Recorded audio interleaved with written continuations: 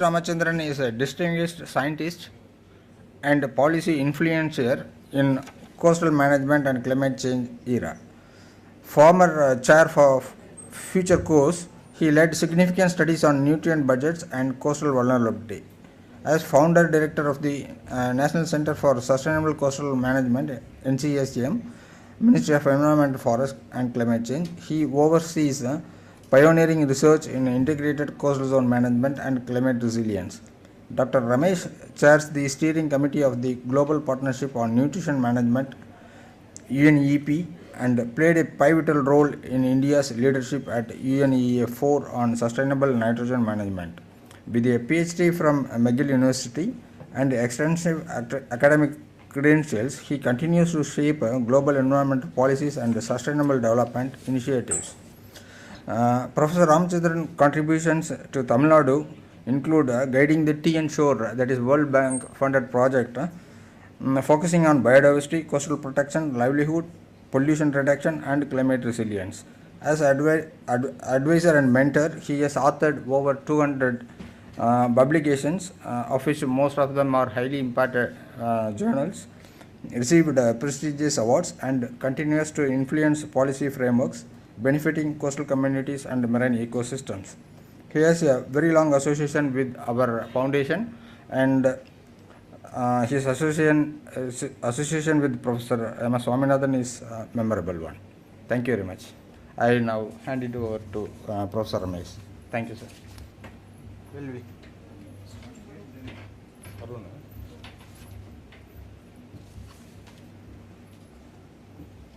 Good morning to all. Thank you, Dr. Ramasubramanian, for introducing me. It is a great pleasure to come back to the center. I just wanted to see that how long I've been knowing Professor Swaminathan. It so happened when I was in Canada, in Montreal, after completing my second PhD, I came to Anna University as a faculty member somewhere in 1991. At that time, Professor Swaminathan also has returned from Manila, from the International Rice Research Institute, and he took some house in Kotruppuram nearby. So then I know him as an agriculture scientist. But when the first introduction, when he said that I'm working on the coastal research, and he immediately said this is one of my very favorite subject. And then during that time only we had this Rio conference, Rio UNCED, United Nations Center for Environment Development in 1991. So I still remember he has given that green book and said you should read the chapter 17. So that is how we have got acquainted, and then from then onwards we have published together a book on the coastal ecosystems. And then he helped us. I also work with the Ministry of Environment, Forest and Climate Change in some of the coastal related issues. So many times we discuss about how to enhance the policy, and we have been interacting for several years. So I think it is fitting today to discuss the favorite subject, as well as one of the important subject on the integrated coastal management.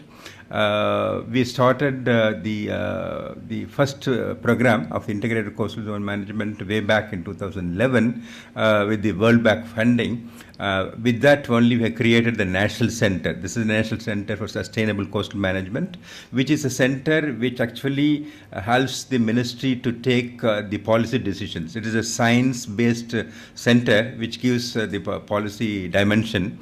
So this center looks at an integration of several aspects, starting from the geoscience to the futuristic research, the mapping of different aspects, the integrated social and economic divisions. So all these things integrated together, and now we are in a position to map the entire country. We have looked at the vulnerability, as Dr. Swaminathan has mentioned. We have done the vulnerability of the entire coast, and then we have prepared an hazard line. In the next 100 years, how much of area will be getting inundated. And we do have a coastal zone management plan for the entire country, including the Andaman and Lakshadweep Islands. I think with this background, I think we are already getting a little late of our time frame. We do have about 5 speakers today. And just to move on to each speaker, time is given to 8 to 10 minutes. So I will first of all introduce the first speaker, Dr. Arun Padaya. He is a distinguished figure in the field of fisheries and aquaculture, serving as a World Fish Country Lead for India. He has more than 24 years of experience in the sector in India and several other countries, including China, Indonesia, Thailand, and as well as in other Asia Pacific region. With career dedicated to sustainable development and food security, Arun has made significant contribution in advancing the understanding and practice of responsible fisheries and aquaculture management. His work is characterized by a strong commitment to improving the livelihoods of small-scale fish farmers and vulnerable communities resilient in fisheries for sustenance and income. Through research, capacity building, and partnership, he strives to promote inclusive and sustainable practices that enhance food security and resilience in the face of environmental and socio-economic measures. Dr. Arun's efforts align with World Fish Mission to harness the potentials of fisheries and aquaculture to reduce poverty and hunger, making him a vulnerable asset in the global fight for food security and sustainable development. He has earned his bachelor's and master's in fisheries science from the College of Fisheries, Mangalore, Karnataka, and PhD in aquaculture from Deccan University, Australia. Please, welcome. Thank you, sir. Thanks so much.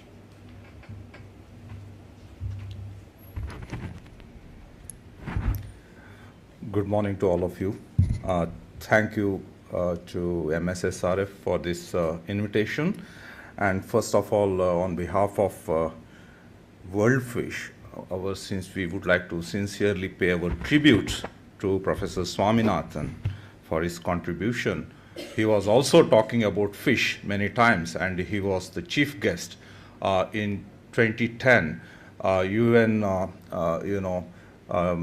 fisheries conference held at Phuket, Thailand. So at that time I had opportunity to meet him. So I still remember that day of meeting him. Thank you very much. So now my presentation is on partnerships and convergences. Why we need this for speeding up, accelerating the changes what we require to achieve the scales, for a greater impacts across the world. And we are in the UN decade of action today, and time is ticking. We have several issues, and issues are piling up everywhere. We have seen COVID, we have seen the conflicts and wars and lot of internal unrest. We have seen what has happened in Bangladesh today, and a few 2 years back in Sri Lanka. So lot of problems, and these are all coastal states, and how we can bring the resilience and the strengths in the coastal communities. This is especially among the fisher folks. This is my topic today. If we look at, let me go first to the demand sides. What is happening? Demand for fish is increasing, ever increasing. We have seen from in India, if we look at National Family Health Survey data, the demand for fish has increased. Fish consuming population has increased by 6%, from 66% to 72% in NFHS 5. So this is over 15 years. So net, we have added another 24 crore people in the fish consumption bogey. So what is going to happen with that?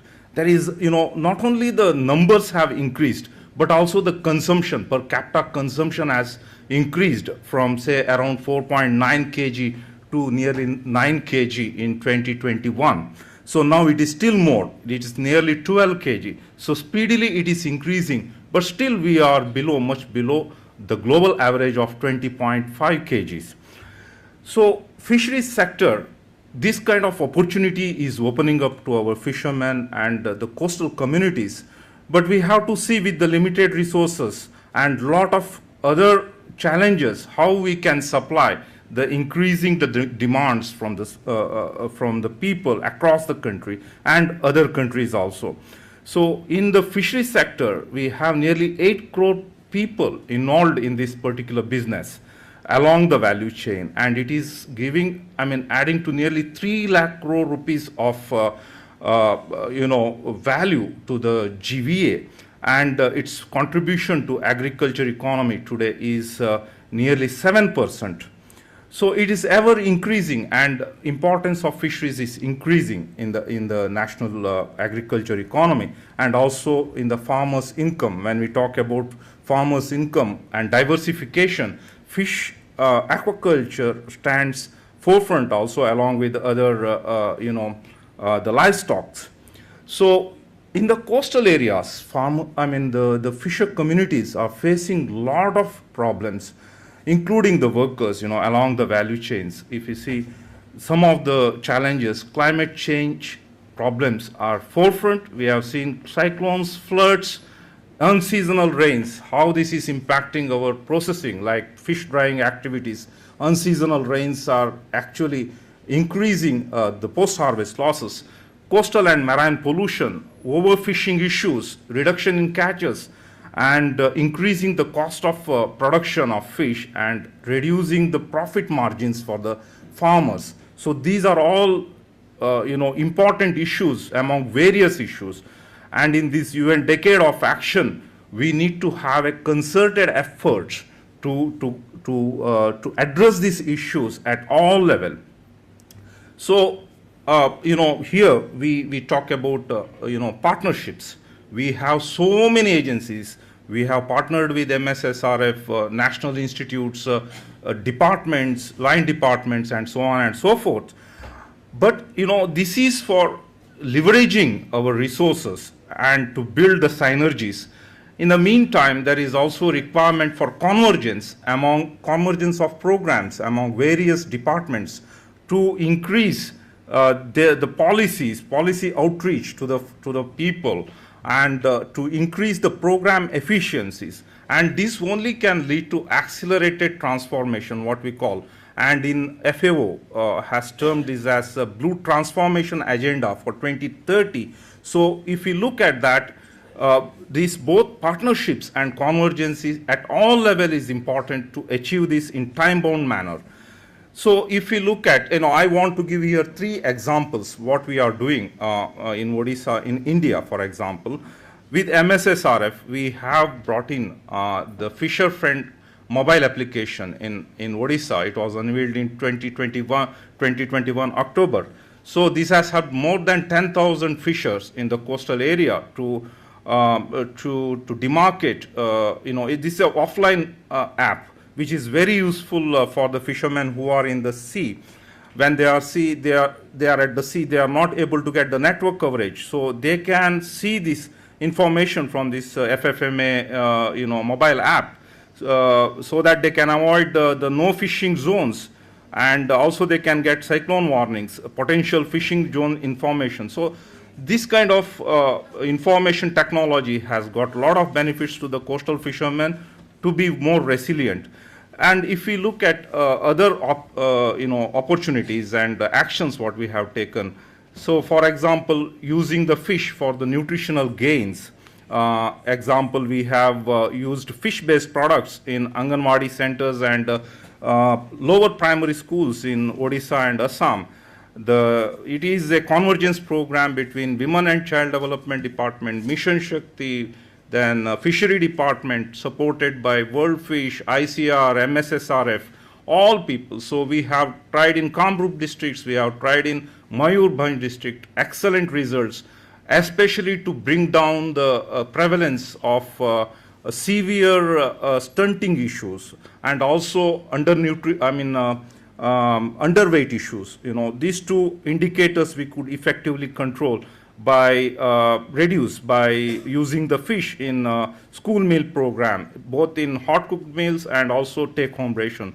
And also we could use fish as tool to enhance the incomes of the women in the villages, using this village tanks, village Gram Panchayat tanks we have used. In Odisha alone, there are about 64,000 such tanks. In each village, there is one tank which is dug under Manrega scheme or other district development schemes. So how to use them very efficiently for generating more income and food for the local households, we have used these ponds for fish, nutrition sensitive fish production, and to increase the fish consumption among the local people. So these are the, I mean, in Odisha alone, more than 300,000 women are participating in this program and benefited from this program. So with these few examples, I would like to thank you once again, and also I would like to thank German Corporation for funding this travel for me. Thank you. We can open for any questions. Maybe a couple of questions we can take. Yeah.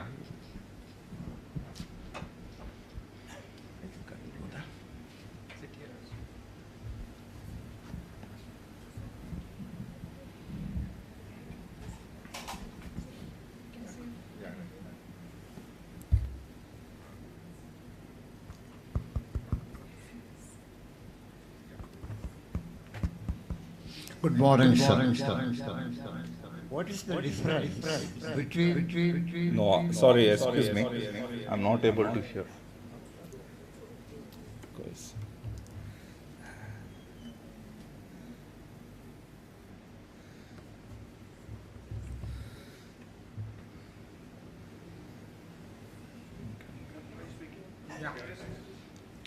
Good morning, sir. What is the difference between saltwater and saltwater fishes? Which you recommend? question, which one? Say again, please. Repeat, please. What is the difference between saltwater fish and normal tank fish? What is the difference, and which do you recommend for a better system? Yeah, well, you know, The difference between these two, whether saltwater sea fish is good or tank fish is good. okay, I have to consult Dr. Shakuntala, but in general, what we have seen is that, you know, definitely the marine fish is far better in terms of, you know, broader spectrum of minerals and also omega-3. You know, this is my educational background tells me that. Freshwater, you know, because, you know, if you see the omega-3, fish is not producing omega-3, right, fatty acid. It is due to the consumption of plankton. It is coming from the plankton, and marine plankton, some of the algal blooms, they have that, they can produce the omega-3, and when fish consumes, fish means, for example, anchovies, sardines, you know, oily fishes, if they consume this, they gather a lot of omega-3. And also there are certain minerals like, for example, zinc and selenium. They are more in the marine fish compared to the freshwater fish. But it doesn't matter. In general, fish is far better in terms of its holistic, more wholesome in terms of micronutrient contents. Yeah. Thank you very much, sir. Total production, fish production, global, and also what's the total global consumption, sir? Can you tell me, sir? Okay, if we look at total production, you know, both animals and marine algae, that has crossed nearly 220 million tons. If we look only at the marine, I mean the aquatic animals, fish and fishery products, it's around 185 million tons. And India is producing somewhere around 17.5 million tons of fish. It's around 8% of the total global production. This is what's happening. Yeah, the last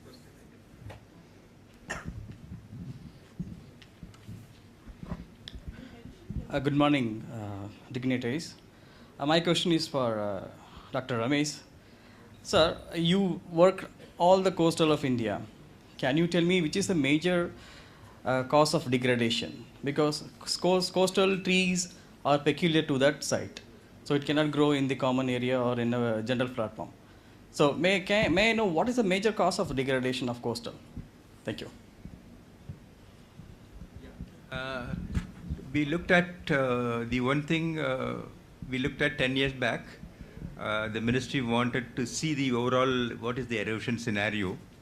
Uh, One can look at a synoptic view only using this satellite. So we have taken about 30 years of satellite at different time series.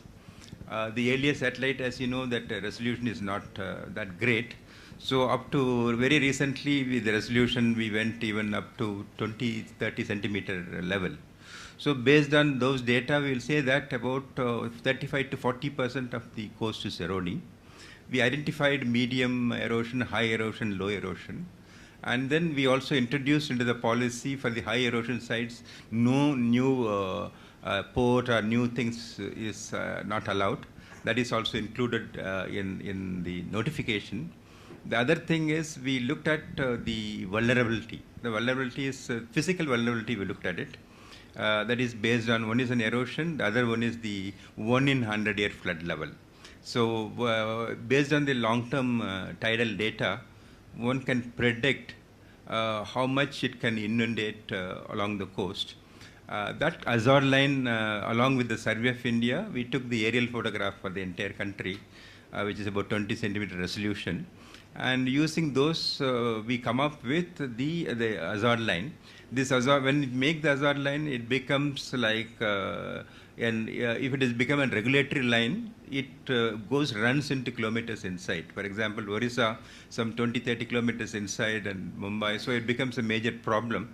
So what the ministry, they decided to take the Azure line as a management line. Suppose if you are going to manage the coast, and if you have a master plan, if you are making some other plans, you take this into consideration, and you see that this is under the disaster zone. So that this line is drawn, it is available in each of the coastal state along with the coastal zone management plan, and this will be taken into the consideration for future expansion. I think this is one of the major things which I could. Thank you. Thank you very much, sir. Thank you. I think we can have the discussion because the time is very short.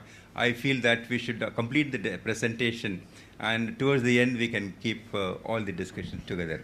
So I will move on to the next speaker. He is going to speak virtually. He is already online. So I welcome Dr. Professor Donald McIntosh. He has more than 40 years of experience working on sustainable development issues in South and Southeast Asia, especially on coastal conservation and integration of forestry, fisheries, and other livelihood activities. He has particular interest in the interactions between fisheries and the coastal environment. He holds the BSc Honours degree in Zoology from the University of Aberdeen and PhD in Mangrove Ecology from the University of Malaya in Malaysia. For many years, Professor McIntosh was a lecturer, senior lecturer in the Institute of Aquaculture at Stirling University in Scotland, and a fisheries advisor to the UK government of international development and the British Council. He then became the professor in environment and development in the University of Aarhus in Denmark.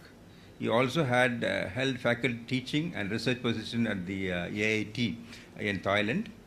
He was the first coordinator and then senior advisor of the Mangroves for the Future initiative, a large regional program involving 11 Asian countries, IUCN, UNDP, UNEP, and FIO, with funding from DANIDA, NORAD, and SIDA.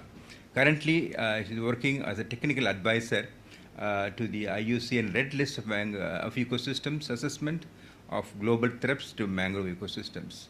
So I welcome Professor McIntosh. Thank you very much, and good morning, everyone. I'm speaking to you from Scotland, where it's still rather early morning, but I want to talk about mangroves. And I think we are all very aware of the importance of mangrove ecosystems, particularly for food security, especially the fishery support function that mangroves provide, the aquaculture support function as well. And now, in the face of climate change, increasingly we see the importance of mangroves for physical protection against the growing threats from severe climatic events, cyclones, floods, and so forth. About 2 weeks ago, there was a State of the World's Mangrove report launched by the Global Mangrove Alliance on the World Mangrove Day, 26th of July. And in that document, which I've shared the link through Dr. Ramasubramaniam, so you can all have the link to what is a very excellent document that updates us on the global status of mangroves. In that update, we have published a small summary of the red list of ecosystems assessment of mangroves. You will know, I think you'll be familiar with the red list of species that IUCN has long published, which documents risks to the global species. And the red list of ecosystems follows exactly the same format as the red list of species. It classifies ecosystems as highly endangered, critically endangered, vulnerable, near threatened, or least concerned. And the same ranking is being given to the world's ecosystems. Mangroves were selected as a test ecosystem, and for the last 18 months, we've been reviewing the status of the world's mangroves and the threats that we see going forward over the next 50 years. To make this a global study, the world's mangroves were divided into 36 provinces or marine ecoregions, and unfortunately, using sea level rise as the global indicator of climate change, more than 50% of the world's mangrove ecosystems are at risk. Many are also at risk because of fragmentation. Looking at the past 50 years of exploitation of mangroves in a number of countries, there has been very severe fragmentation and loss of and degradation of mangroves. So that was another factor that added to the overall conclusion that more than 50% of the ecoregions of the world with mangroves have threats to the future of mangroves. So what about India? India is a fascinating case, and I want to focus on the results from India. I'm very grateful to Dr. Ramasubramanian, Dr. Selvam, and others who contributed to the assessment of mangroves in India. India was part of 3 ecoregions. The west coast of India was part of a region with the Indus Delta region of Pakistan. South India was together with Sri Lanka and the Maldives, and Eastern India was part of the Bay of Bengal region with Bangladesh and northern Myanmar. And what's fascinating is that the 3 regions that India is part of have very different futures in terms of their mangroves.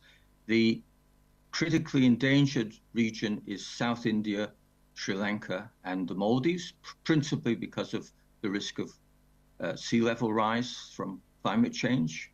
The west coast of India, together with the Indus Delta in Pakistan, is vulnerable, and the Bay of Bengal region with eastern India is least concern. And this is very important because it means that India could be a test case to look at why there are these great differences in what we see as the threats to mangroves going forward. And I want to highlight 2 things about the threats that I think are very researchable for the MS Swaminathan Foundation and other research groups in India. One is that we found that sediment supply is a very crucial factor, that increasingly there is less sediment reaching the coastal area, and therefore mangroves that depend on soft sediments to settle and develop and grow, there's not enough soft sediment these days to support the mangroves. And that has the knock-on effect that if you have less healthy mangrove, you have less resilience to other climate change impacts, you have less support to fisheries and so forth.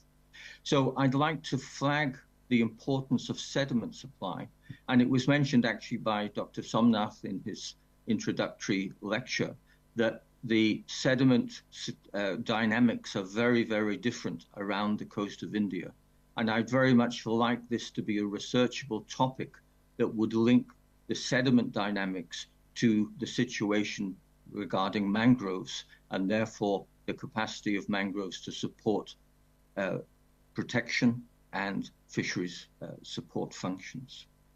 The other aspect, which I think is very researchable, is that we don't know very much about how the different mangrove species will respond to sea level rise and other climate change impacts.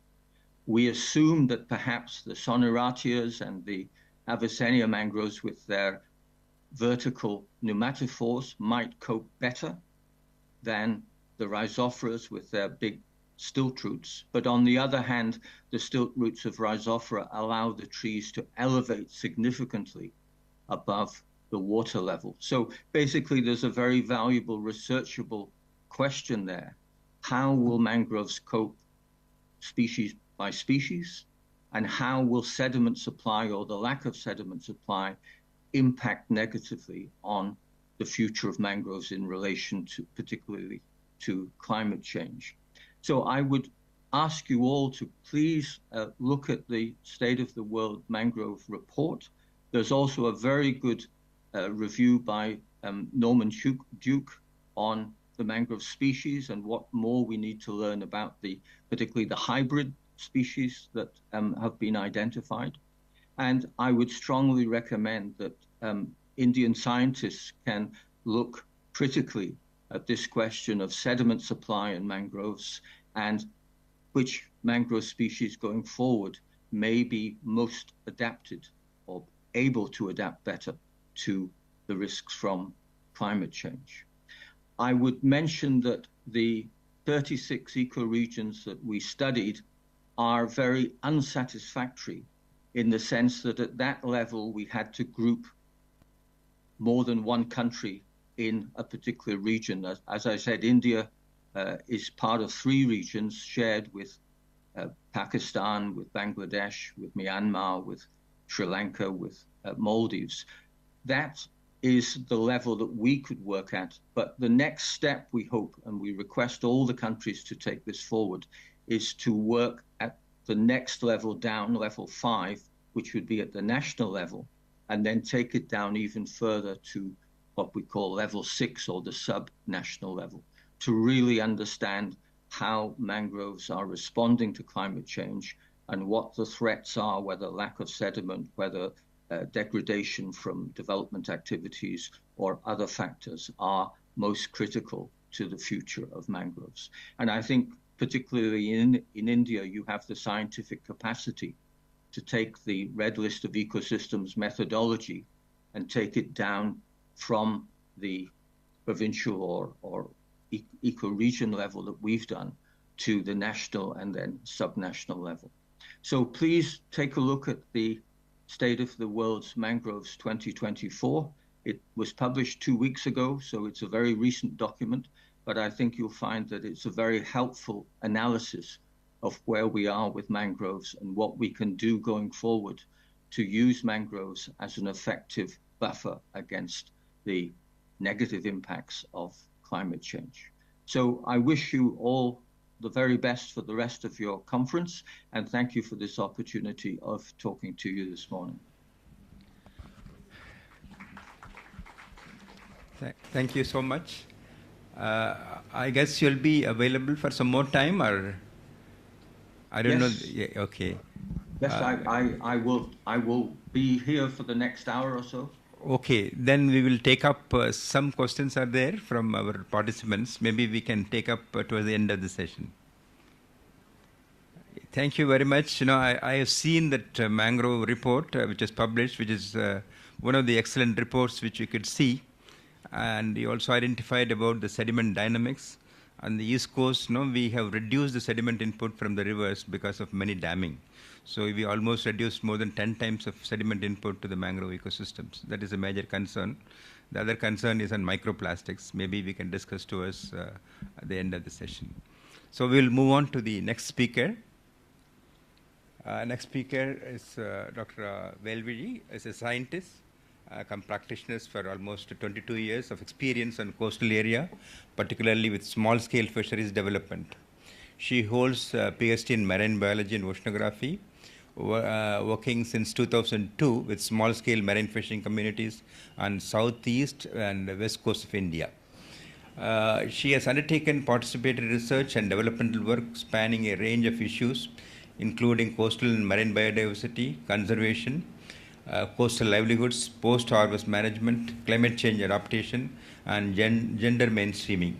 She also played a vital role in developing the Pan-India Fishers Friend mobile application through participatory research and advocacy by influencing the public and private stakeholders for its scaling up across India. Since 2009, she has been actively involved in marine fishery advocacy services and conducting field-based participatory research on its impact on the economic and social empowerment of fishing communities. She is the recipient of many awards: Dr. Ambedkar Award in 2010, the Spark Panchatantra Award in 2020, the Women Achiever Award, the K. Chidambaram Memorial Award in 2021, and the Women in STEM Research Category Award in 2023 for her achievements in small-scale marine fishery sector. Presently, she is serving as the Area Director of the Coastal Systems Fisheries Program of MSSRF. Yeah, Dr. Valud, please. Thank you, sir, for the introduction. So, good afternoon to all. My topic is the participatory coastal resource management for sustainable blue economy and climate change, the experiences of MSSRF. So before going into the context, I just wanted to highlight few points, the ecosystem linkages in the coastal and marine environment. Actually, in the coastal and marine environment, both living and non-living things are there. So each elements are interconnected each other. When we disturb any one of the element, it react with the other element. So when we plan any such activities in the coastal environment, we have to very careful in planning. Then coming to the coastal system as a whole, so coastal ecosystem as a whole, it is not a separate entity. It is a kind of, it's a big picture. So you see the diagram. So in the coastal system, there are different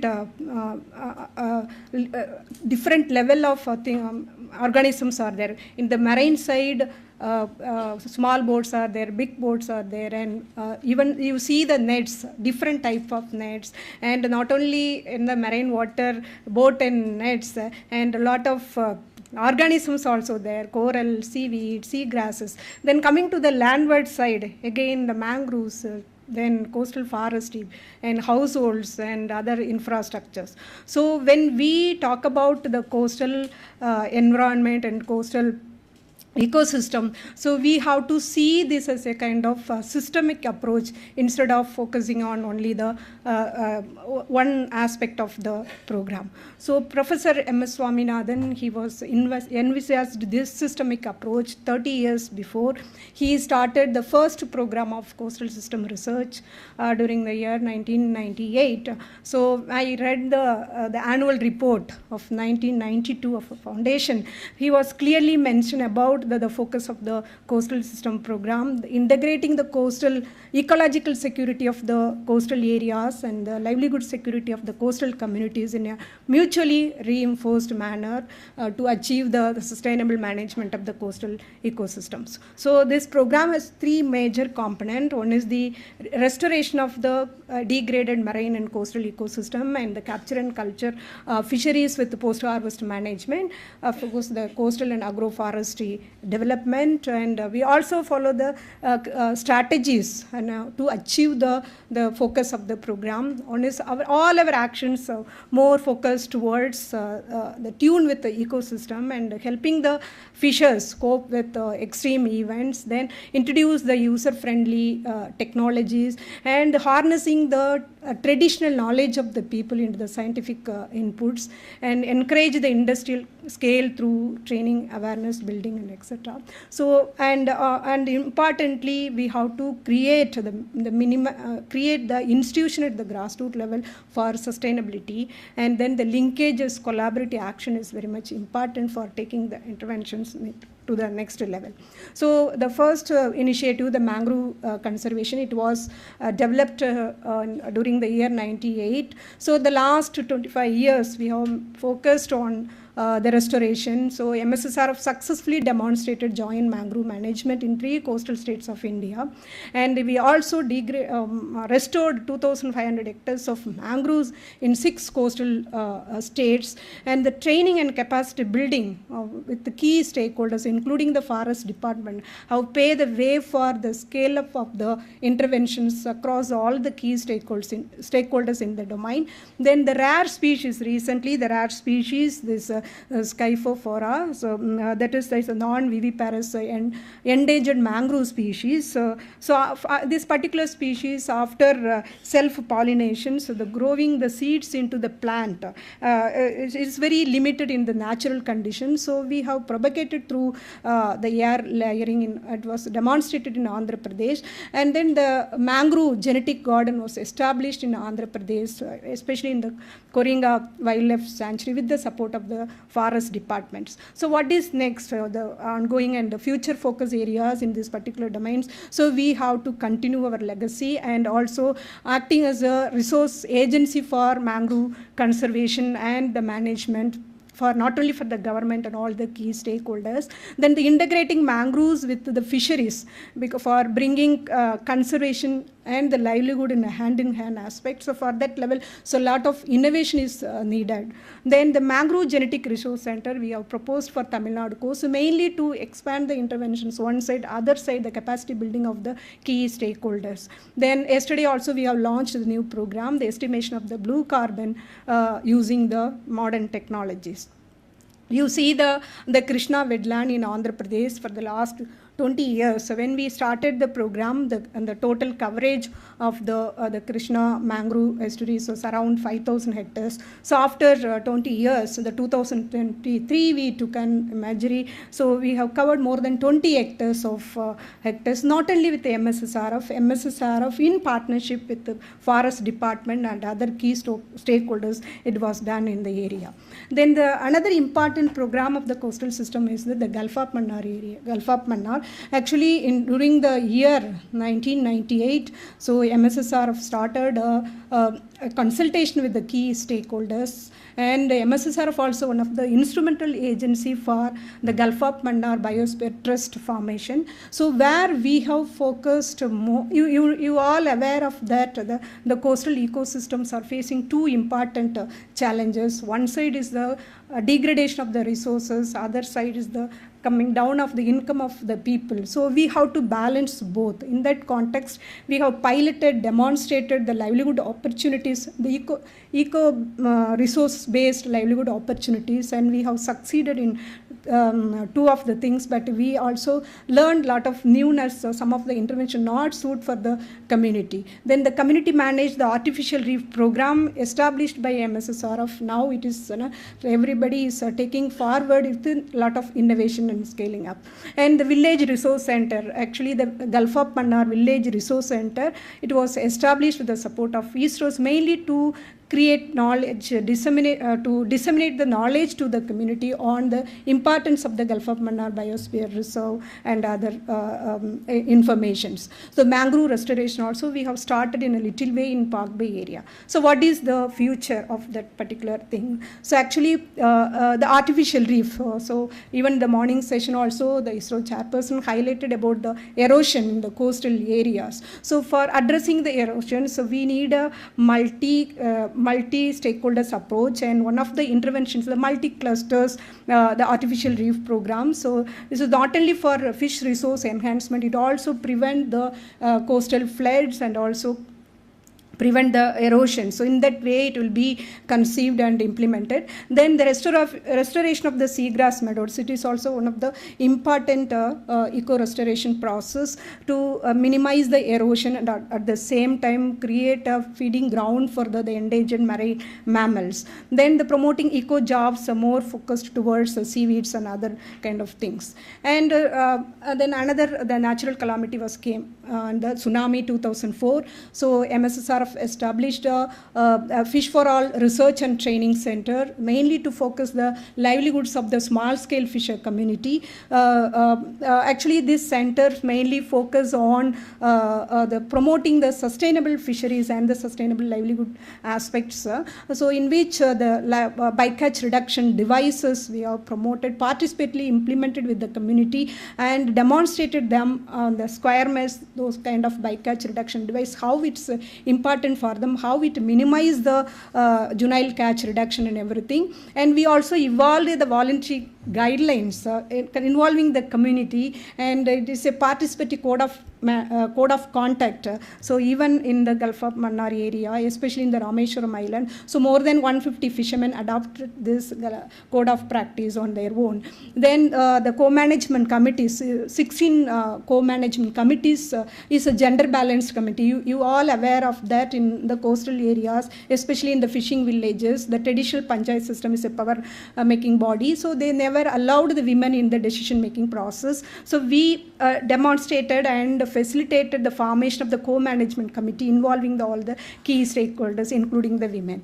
Then the another important thing, the marine pollution is also one of the emerging issues in the coastal areas. So in that, the community collective approach is very much important. So like actually, our plan is that to create a mass movement for addressing the issues. For that, community, government, and all other key stakeholders come together and address the issues. And when we plan such interventions, we have conducted a thorough analysis in the area and understand the issue of the marine pollution, especially the ghost gear pollution. And also, we also received the inputs from the community. You see that the recommendation from the community, they have listed, so we never ever seen this kind of recommendation in any of the policy note, but the community people, they have given a good kind of a good number of recommendations we have to follow to address the issue. Now MSSRF working with the Gulf of Mannar Trust and other key stakeholders in this line, and we also similar to the shrimp, we also in the process of developing the voluntary code of guidelines for ghost gear minimization in that area. And the post-harvest fisheries. Yesterday in the session we were talked about the infrastructure, knowledge, skills, and how the women are involved in the process. So as part of the livelihood initiatives, we have demonstrated the low-cost technologies in the post-harvest fisheries, and our aim is that to develop the fishermen as a kind of entrepreneur to sustain their entity. That is the thing. For now, actually, these women are mobilized into federation, and for mainly to attract the large scale marketing and the sustainability of the institutions. So it is my last slide, establish to create knowledge and information to the community. So we need a communication network. So for that, immediate after tsunami, when we started the Fish for All Center program, parallelly we have also started this coastal grid of knowledge network program. So in that, we established the village resource center, knowledge centers. In that village resource center and knowledge centers, various type of information which are crucial for the marine fishes, particularly the small scale fishes for decision making. So apart from that, we also launched in the 2007, we have launched the mobile applications, the Fisher Friend mobile application. Currently it is evolved as a pan-India applications, integrating all the feedback from the community, from the region. So it gives the bouquet of services, the whatever information morning highlighted by the ISRO chairman. So those informations we have collected from inquiries and value added that information and provide them in the local language.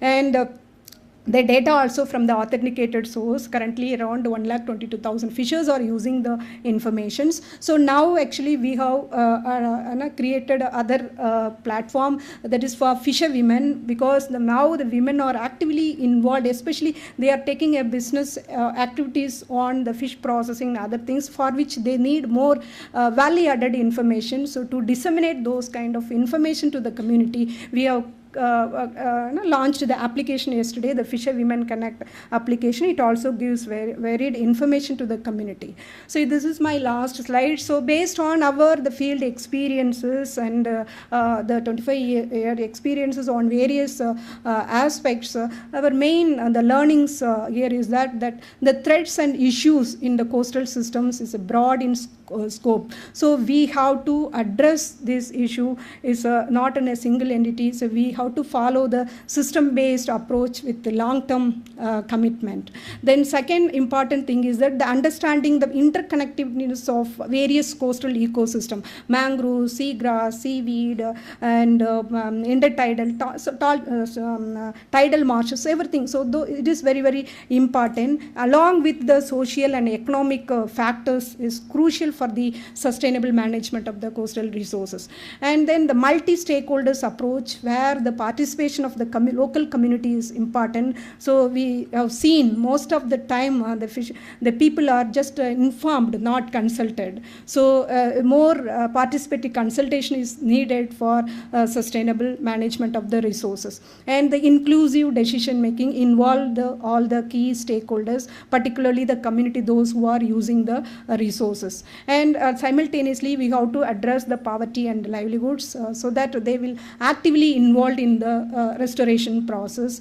And most importantly, the training and capacity building for the stakeholders is very important, not only for institution building, the entire process, participatory resource management, monitoring, and also the management of the restored sites. So if it is all is available, definitely the coastal system will be one of the best,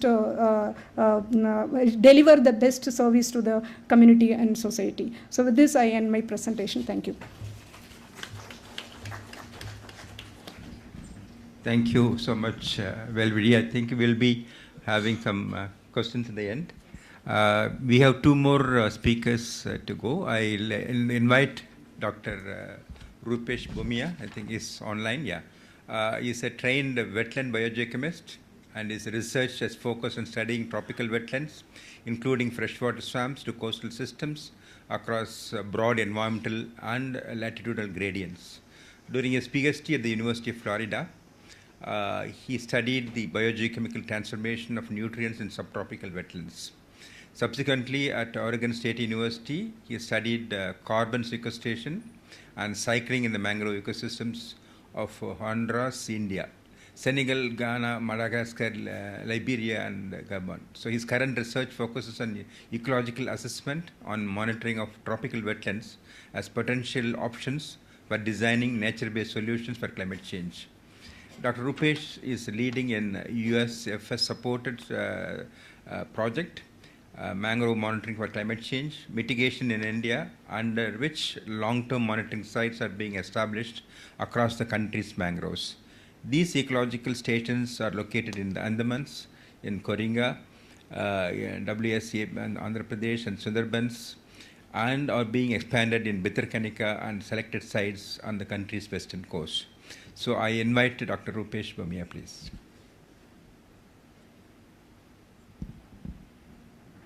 Hello everyone, a very good morning to you all.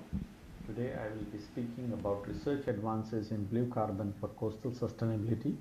I would like to acknowledge and thank all the organizers for giving me an opportunity to share some of our progress and activities in mangrove monitoring within India as well as in the region. Our collaboration and partnership with MSSRF in Andhra, particularly in Koringa Wildlife Sanctuary, has helped us to establish monitoring sites there, and we continue to work together for advancement of coastal and mangrove ecosystem scientific research within India. Global climate change is our biggest contemporary threat, and urgent actions needs to be taken if planet has to remain habitable for human beings as well as other life forms. To combat climate change, there are different kind of actions which can be divided into mitigation and adaptation.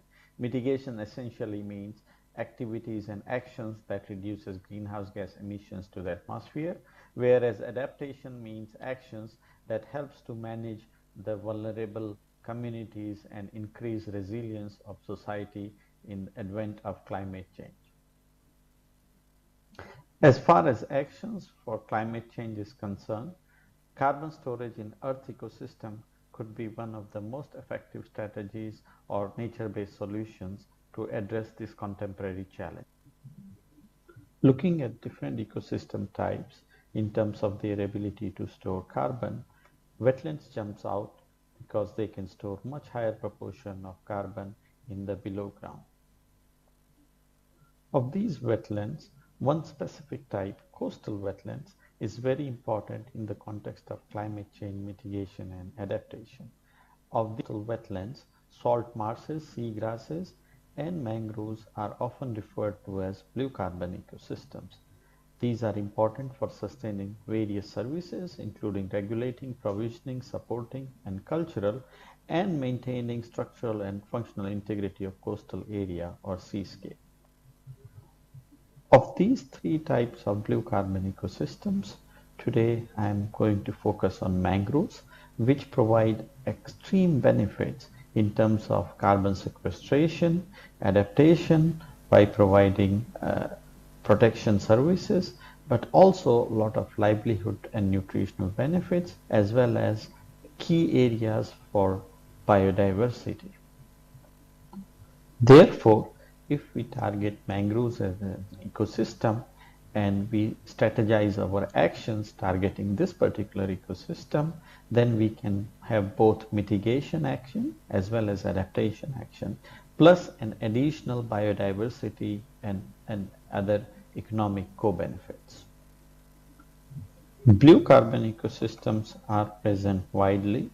151 countries contain at least one type of blue carbon ecosystem, and 71 countries contain all three, which makes it very important in terms of any regional, global, or national planning and action, because they can determine how each country and the region will benefit if appropriate climate action targeting these blue carbon ecosystems can be planned and executed.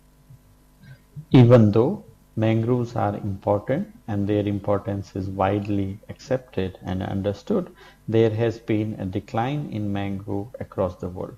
Much higher concentration of these losses are found in Southeast Asia region. However, the rate of decline of mangroves have reduced. Still, about 47% of the global net loss of mangrove is from Southeast Asia. To address the drivers of mangrove loss at national and regional scales, credible and robust information is needed, which is often missing or outdated. Sometimes only partial information is available. Therefore, to fill this knowledge gap, a systematic method to collect scientific information needs to be initiated, and field exercise for regular monitoring is needed. One way to do this is by utilizing standardized protocols, which is scientifically rigorous and acceptable. One example is this protocol developed by C4 in 2012 and which has been implemented in various countries across the globe. Using this protocol, various types of biophysical monitoring can be performed, which includes assessment of total ecosystem carbon stocks, tree and vegetation growth and structure, soil accretion and erosion, greenhouse gas emissions. So here is some example of photograph from the field where soil is being collected. More advanced level of monitoring includes water depth and salinity measurements at much higher temporal resolution, which gives the variability in these important parameters, which helps mangrove survive and sustain in an area. So understanding these variables and their changes over time can provide a good information about a location and characteristics of mangrove survival at a site. Here is an example from the field where these depth sensors were installed.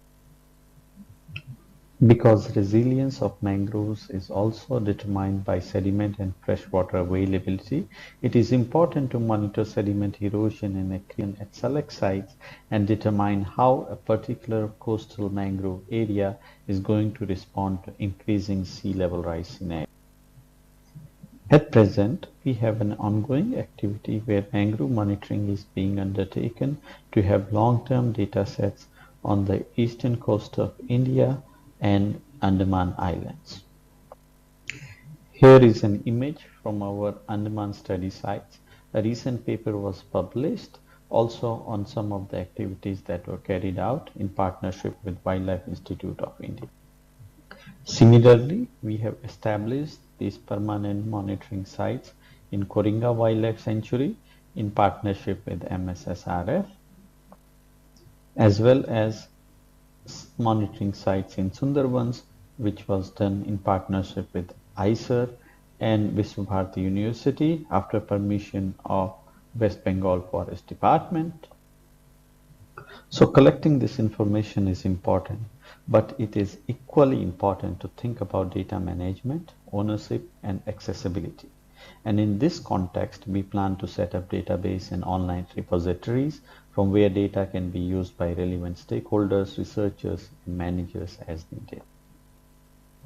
Communication and outreach is no less important, not only via handy info sheets and brochures, but also peer-reviewed scientific publications where all this information and data sets can be published.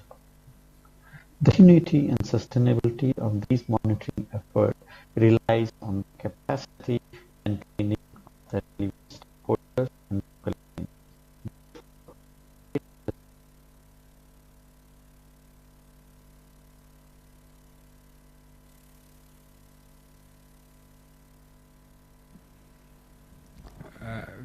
We are facing some technical issues here. I think we are not able to hear. Rupesh?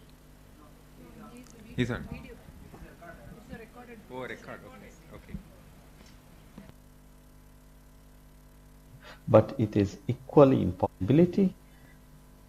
important is to have correct information to understand the existing biophysical and socio-economic linkages, establishing right partnerships and collaborative associations involving institutions, local communities, women to identify monitoring schemes that are practical, long-lasting is very important. Finally, as main takeaway, we need to focus on consistency and robustness in our efforts, build the capacity of youth and early career researchers as well as institutions, and find avenues for collaborative and coordinated research for real impact on the ground. Thank you much for your time and attention. Please do not hesitate to contact me if you have any questions. Thank you very much. Thank you, Dr. Rupesh Mumia. I think this is a recorded message. If there are any questions, maybe we can take it to the panel and we can interact with him later. So we have one more last speaker of today. I would like to introduce Ms. Meera. She's a fisherwoman and she's a tribal fisherwoman from Kalanjanagar village in Kadalur district. She had community have actively involved in joint mangrove management since 2021. Meera's dedication to sustainable aquaculture and mangrove conservation has not only improved her family's livelihood, but also contributed significantly to the well-being of our community. என் பேர் மீரா. நான் வந்துட்டு கலைஞநகர்லேருந்து வந்திருக்கேன். இருளர் சமுதாயத்திலேருந்து நாங்கள் வந்துட்டு எந்த அளவுக்கு கஷ்டப்பட்டோம், இப்போ எந்த அளவுக்கு முன்னேற்றத்துக்கு வந்திருக்கோன்ட்டு அதை பற்றின பேச வந்திருக்கேன். நாங்கள் வந்துட்டு ஆற்று ஓரமாக குடிசைகள் போட்டுக்கிட்டு 105 குடும்பம் நாங்கள் வாழ்ந்து வந்தோம். ஆற்று ஓரமாக 105 குடும்பம் குடிசைகள் போட்டு நாங்கள் அங்கே வாழ்ந்து வந்துட்டு இருந்தோம். அப்போ வந்து ஆற்றுல தான் இறங்கி தடவி கையால் பிடிச்சி இறால் பிடிச்சி விற்று அதில் வர வருமானம் வச்சு நாங்கள் சமைச்சு சாப்பிட்டுட்ருப்போம். ரொம்ப கஷ்டப்பட்டோம். அப்போ ஆற்றுல இறங்கி இறாலாம் தடவக்குள்ளே கை கிழிக்கும், கால் கிழிக்கும், ரத்தம் வரும், எவ்வளோ கஷ்டப்பட்டோம். அந்த மாதிரி வாழ்ந்து வந்துட்டு இருக்கும் போது சுவாமிநாதன் சார் வந்து எங்கள் ஊருக்கு வந்திருந்தாங்க. மேங்குரா காடு வளர்க்குறதுக்காக அவங்க வந்திருந்தாங்க. அப்போது எங்களை பார்த்துட்டு அப்போ இந்த மக்கள் இருளர் சமுதாய மக்கள் வச்சு நம்ம இந்த மேங்குரா காடு வளர்க்கலான்னு சொல்லிட்டு அவங்க சொன்னாங்க. அதுக்கப்புறம் வந்துட்டு எங்களுக்கு இருக்க வந்து இடமும் இல்லை, வீடும் இல்லை. அதுக்கப்புறம் எங்களுக்கு ஒரு கிராமமாக அமைச்சு 105 குடும்பம் கொண்டு வந்து ஒரு கிராமமாக அமைச்சு எங்களுக்கு இருக்க வீடு, கல் வீடெல்லாம் கட்டி கொடுத்து எங்களுக்கு உதவி பண்ணாங்க. அது மூலிமா வந்துட்டு மேங்க்ரோவ் காடும் வளர்த்து வந்துட்டுருக்கோம். அதுக்கப்புறம் ஸ்கூலில் எங்களுக்கு படிப்புன்றதே எங்களுக்கு என்னன்னே தெரியாது. படிப்பு அறிவு இல்லாமல் இருந்த எங்களுக்கு எங்கள் ஊர் ஸ்கூலில் கிராமம் மாதிரி அமைச்சு கொடுத்து பள்ளிக்கூடமும் கட்டி கொடுத்து பால்வடி கட்டி கொடுத்தாங்க. அதுவும் இல்லாமல் நண்டு குட்டை, அப்புறம் கொடுவா மீன் வளர்க்க, களிநண்டு கொழுப்பேற்றுறதை பற்றி எல்லாமே எங்களுக்கு உதவி செஞ்சுருக்காங்க சுவாமிநாதன் சார். அதில் எங்களுக்கு வருமானம் நிறையா வந்துட்டுருக்கு. அதில் வருமானம் நிறையா வந்துட்டுருக்கு. அது எங்களுக்கு வந்துட்டு கஷ்டத்துலேருந்து எங்களை மேலே வந்து உயர்த்தி கொண்டு வந்து விட்டுருக்காங்க சுவாமிநாதன் சார்.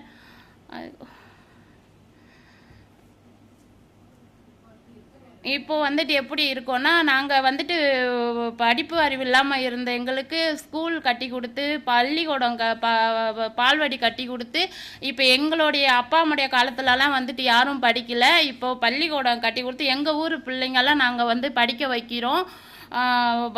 நண்டு குட்டை, மீன் குட்டை அதில் வர வருமானத்தை வச்சுட்டு நாங்கள் மேற்கொண்டு பெருகிட்டு இருக்கோம். எங்கள் குடும்ப செலவு போக படிப்பு, குழந்தைகளோட படிப்பு செலவு வந்துட்டு உதவுது. நிறையா வருமானம் கிடைக்கிது. முன்ன இருந்த கஷ்டத்தோடு இப்போ வந்து எவ்வளோ முன்னேற்றத்துக்கு நாங்கள் வளர்ந்து வந்திருக்கோம்.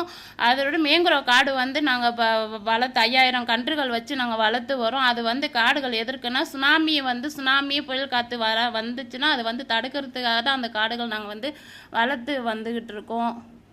அப்புறம் என்னை பேச அழைப்பு கொடுத்ததுக்கு நன்றி.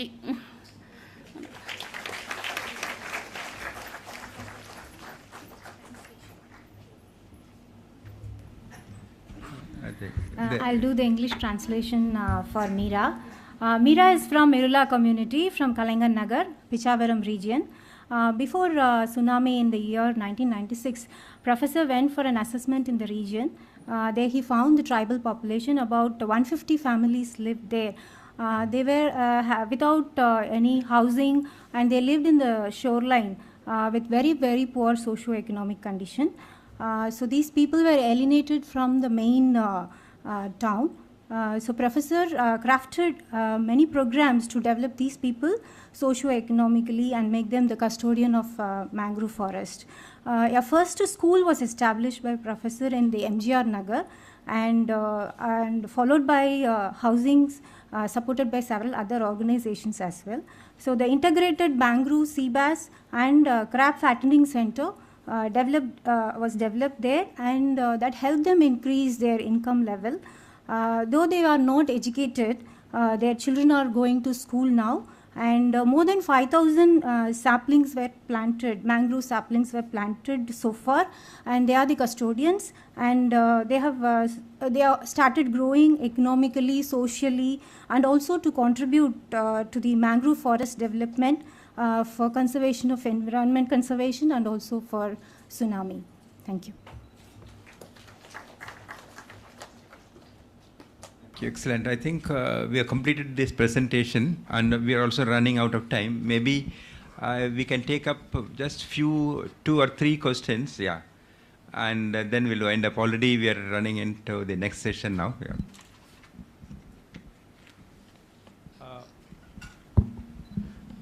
At least 3 of the speakers referred to the role of sediment in mangrove ecosystems. And I just want to point out that on the east coast of India, the Bay of Bengal, there has been a recent study done just a couple of years back on the potential impact of the interlinking of rivers, the interbasin transfer of water from one basin to another is also going to affect the amount of sediment reaching the Ganga and Brahmaputra deltas. So there's a prediction that between 44 to 50% of the sediment reaching the Ganga and Brahmaputra deltas might be reduced because of the interlinking of rivers. So apart from the threats from sea level rise and so on, so this is also something that I think we need to engage with a bit more, because already a lot of our sediment is being trapped in reservoirs upstream. And so if any further reduction in sediment supply will be detrimental to the productivity and the resilience of mangrove ecosystems as well as the deltas and estuaries. So this is an active area of research that we need to engage with. Yeah, I think I totally agree because in the global rivers, the Ganges Brahmaputra is one of the largest river which delivers sediments into the Bay of Bengal region. When I was doing the research even in the Krishna Basin, which used to be 40 million tons per year, because of many of the dams, it is reduced to 4 millions. So it's still further reduced. Because of the reduction in the sediment, we also have the reduction in the delta. If you look at the long-term satellite imageries, the deltas are shrinking. The deltas is supposed to be the rice bowl, which is shrinking because there is no sediment input, as well as it is an impact on the mangrove as well. So both freshwater flow and the sediment input is one of the important aspects which the coastal ecosystem will thrive, and definitely this needs to be looked at into much more detail before taking up the interlinking of rivers and how we can connect to the coast. I agree with it. Yeah. Any other question? Yeah, one more. Yeah, my name is Ram. I'm looking at the coastal livelihoods from the World Bank side. My question is to Dr. Velviri. You mentioned quite a lot about the livelihood space. One interest that I have is looking at what is the kind of support structure available for financing of livelihoods on the coastal area, because there was a lot of microcredit program that was available initially. But what has been the livelihood-based financing? And currently, because recently some of us have been looking at this particular area specifically, and there isn't enough data available on financing of livelihood specific in particularly in the Tamil Nadu coast.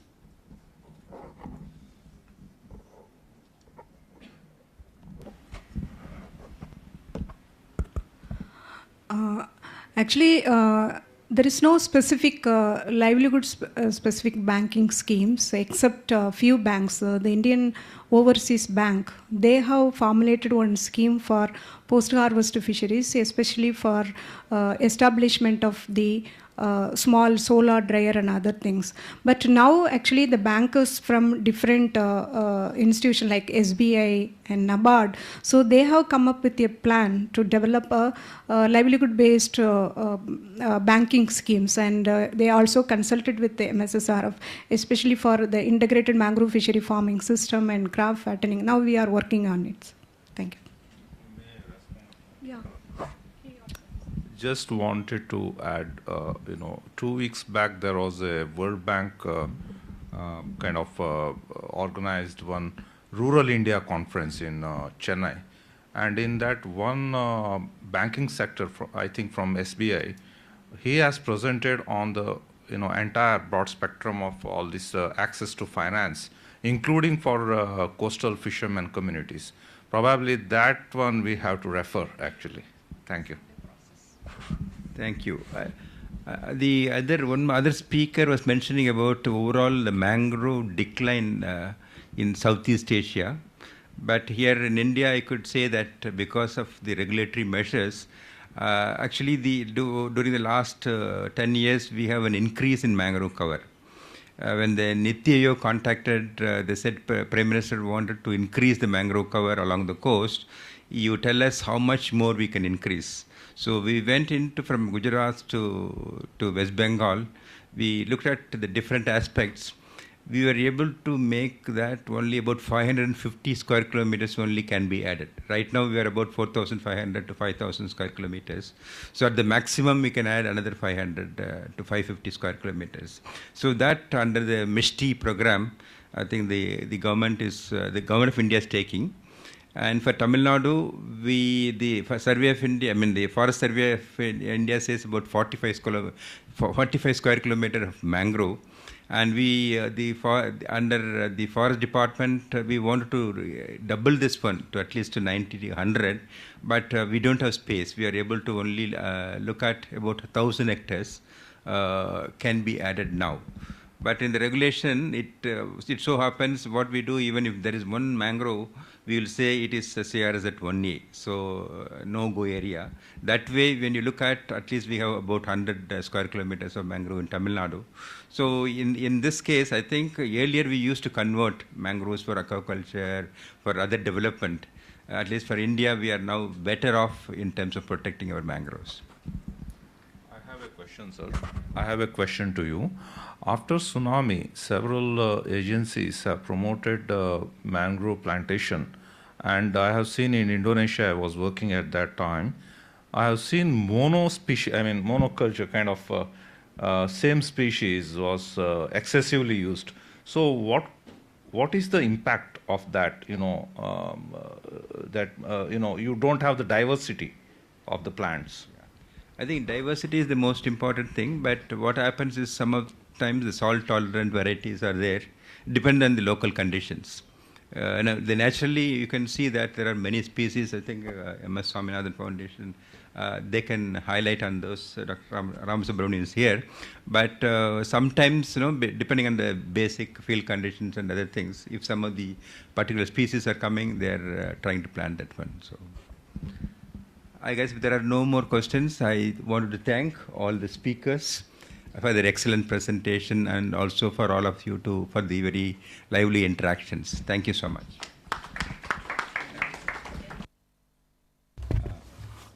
Now I request our chair, Dr. Ramesh, to present mementos to all the speakers.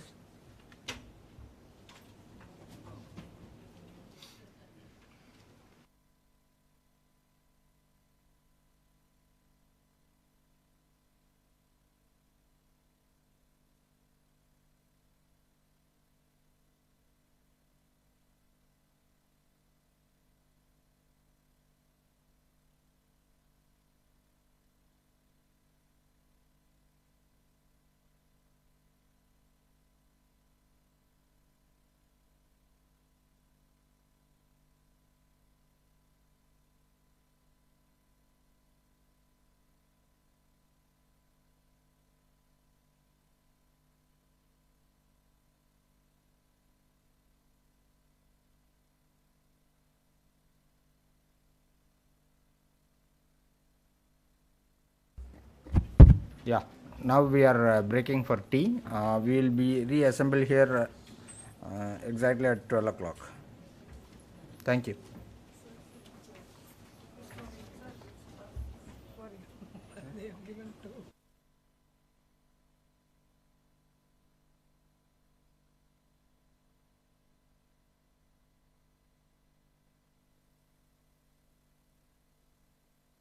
Recording stopped.